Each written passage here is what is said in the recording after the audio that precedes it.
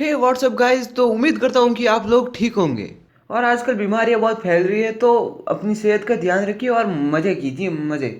आ गया चूतिया साला इतने दिनों से कहा था अभी तक वीडियो नहीं डाली बहनचोद 2 हफ्ते हो गए 2 हफ्ते। भोसड़ी के चुप हो जा, अभी मैं वीडियो बना रहा हूँ ना, बाद में बात करेंगे वीडियो खत्म होने के बाद। हाँ, तो आपको क्या इंग्लिश में गालियाँ आती है? मुझे तो आती है, लेकिन पहले नहीं आती थी। पहले मेरी इंग्लिश जो है बहुत ज़्यादा कमज़ोर थी, बहुत ज़्यादा, इतनी सी भी इंग्लिश नहीं आती थी मुझे। लेकिन अभी जो है मेरी इंग्लिश ठीक ठाक है, वैसे मैं बोल सकता हूँ।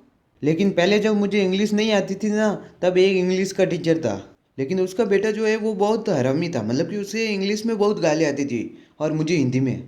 और वो कई बार इंग्लिश में गालियाँ देता था, कई बार किसी को भी दे देता था जिसको इंग्लिश नहीं आती थी। और मुझे भी नहीं आती थी, और मैं समझता था कि वो मेरे हाल चाल पूछ रहा है। और मैं भी कहते थे कि हाँ भाई ठीक है, मेरे बहुत ठीक है। लेकिन वो इंग्लिश में गालियाँ दे रहा था, और मैं कहता हाँ भाई ठीक है ठीक है। और वो कई दिनों तक देता ही रहा इंग्लिश में गालियाँ। मुझे तो समझ में आता नहीं था कि ये वो क्या बोल रहा है भाई।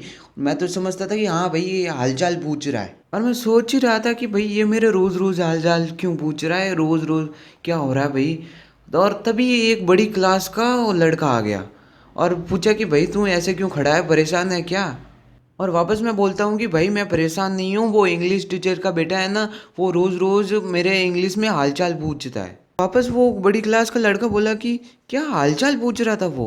हालचाल तो वो किसी का नहीं पूछता, पूरा दिन गालियाँ बोलता रहता है इंग्लिश में। मैंने कहा कि भाई क्या, कैसी गालियाँ बोलता है वो, जरा सुना तो तू। तो वो वापस बड़ी क्लास का लड़का बोलता है कि गालियाँ कुछ ऐसी बड़ी वाली बोलता है, कि यू आर फक्कर, मदर फक्कर, सिस्टर फक्कर, ऐसे कुछ बोलता है। मैंने कहा कि भाई हाँ, मेरे भी हालचाल वो ऐसे पूछता है, लेकिन ये क्या गालियाँ हैं?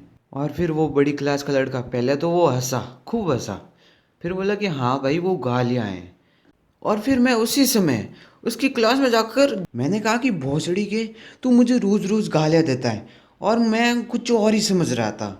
और डायरेक्ट अचानक ही वो मुझे मारने लगता है, लाते मुके भाई गिरा देता है यहाँ तक। और गिरा के भाई गजब वाली लाते मारता है, उठने भी नहीं दे रहा था। गजब वाली लाते, मतलब कि 2-3 मिनट तक वो ऐसे ही लगातार लाते ही मारता गया। मैं बोल रहा था कि भाई क्या हो गया, क्यों इतना मार रहा है मुझे? तो फिर जैसे ही वो रुका, मैं खड़ा हुआ, बोला कि बहन चो तुमने मुझे मतलब कि कैसे, मतलब कि इतना मार दिया, कैसे मारा?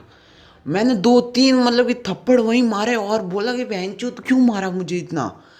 और वहीं वापस वैसे के वैसे उससे दुगना मारा मैंने। और सभी चुपचाप देख रहे थे भाई, मतलब कि छुड़वा तक नहीं रहे, यहाँ तक दोस्त भी नहीं। एक बात बताऊँ, दोस्त जो होते हैं ना वो सबसे बड़े मादरचोद होते हैं। किसी किसी के दोस्त होते हैं जो छुड़वा देते हैं, मतलब कि अच्छे वाले दोस्त होते हैं। बट वो मेरे थे नहीं था, अच्छे वाले दोस्त कोई भी नहीं था। कोई भी छुड़वाने नहीं आया। फिर मैं उसे मार के भाग गया, उसे स्कूल से ही भाग गया। और कभी मैं स्कूल गया ही नहीं स्कूल। दूसरी स्कूल में एडमिशन ले लिया और फिर वहीं पढ़ने लगा। और फिर उस दिन के बाद मुझे पता चल गया कि ज़रूरत पड़ने पर कोई आगे नहीं आता। सभी मादरचोद होते हैं, सभी भोसड़ी वाले होते हैं। और फिर मैं उस दिन के बाद दोस्त कम ही बनाता हूँ, सच्चे दोस्त अभी मेरे एक या दो ही है। सच कहूँ तो एक ही है, उसके अलावा कोई है ही नहीं दोस्त। और सच कहूँ तो मम्मी पापा के अलावा किसी पे भरोसा करना ही नहीं चाहिए। तो आज की ये वीडियो पसंद आई है तो ठोक दो लाइक्स, कमेंट, सब्सक्राइब। तो मिलते हैं जल्दी अगले वीडियो में। Thanks for watching this video.